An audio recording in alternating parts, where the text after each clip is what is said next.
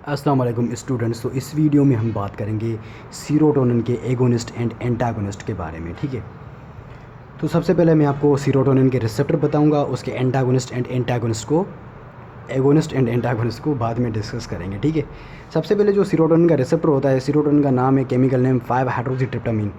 तो 5-हाइड्रोक्सीट्रिप्टामाइन के नाम से ये रिसेप्टर हैं। 5-हाइड्रोक्सीट्रिप्टामाइन 1D या फिर इसे हम 1B भी कहते हैं। दूसरा होता है 5-हाइड्रोक्सीट्रिप्टामाइन 2C।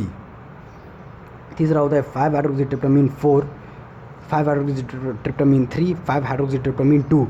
यहाँ पर 2C है, यहाँ पर 2 है। ठीक है, इसको कंफ्यूज नहीं करना।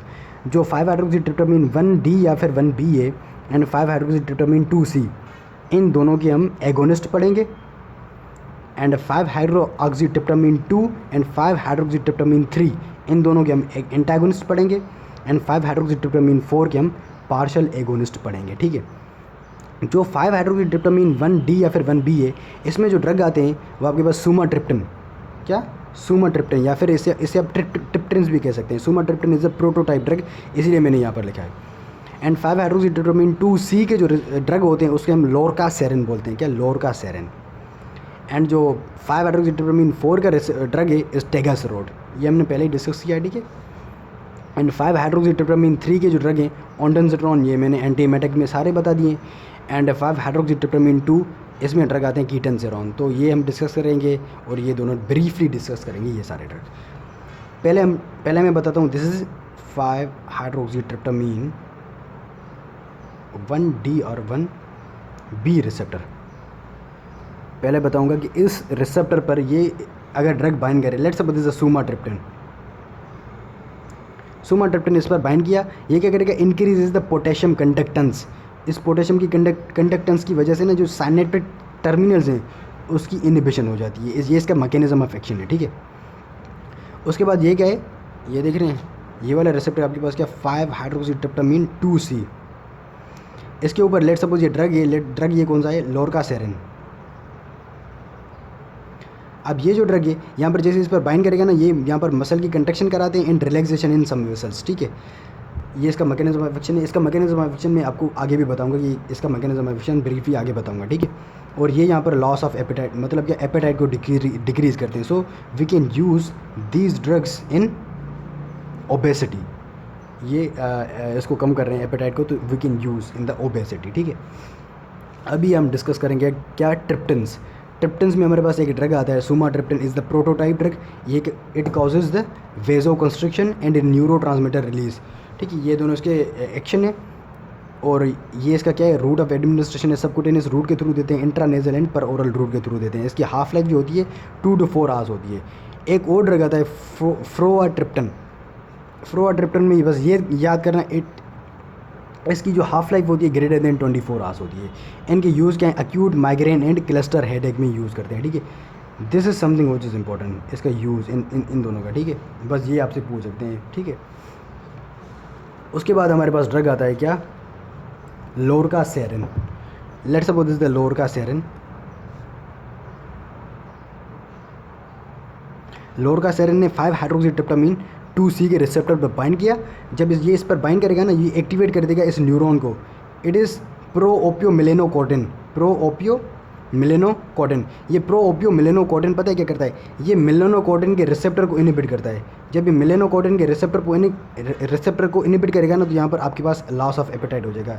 एंड दैट्स वाई इसको हम यूज़ करते हैं इन द, जो है ना आपके पास क्या, किस में इसको यूज़ करते हैं? इन दी ओबेसिटी में लॉस ऑफ एपेटाइट करवाता है। कैसे करवाता है? प्रोओपियोमेलेनोकोटिन ये इनहिबिट करता है किसको? मेलेनोकोटिन रिसेप्टर को। ठीक है, एंड इसको हम, इट इज़ ऑल्सो जो है ना, अच्छा इसके एडवर्स इफेक्ट क्या है? एडवर्स इफेक्ट में हेडेक आता है, नोजिया आता है, सेरोटोनिन सिंड्रोम आता है। ठीक है, उसके बाद इस ग्रुप में ना ओल्ड ड्रग भी थे। ओल्ड ड्रग का जो नाम था, एक का नाम था फेनफिल्यूरामीन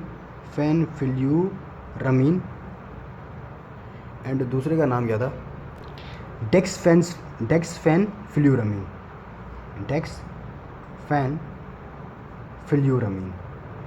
ये दोनों क्या है? इसके ओल्ड ड्रग हैं। इनको अब आजकल ना हम यूज़ नहीं करते बिकॉज दे काजेज कार्डियक वाल damage. They damage is the cardiac वाल।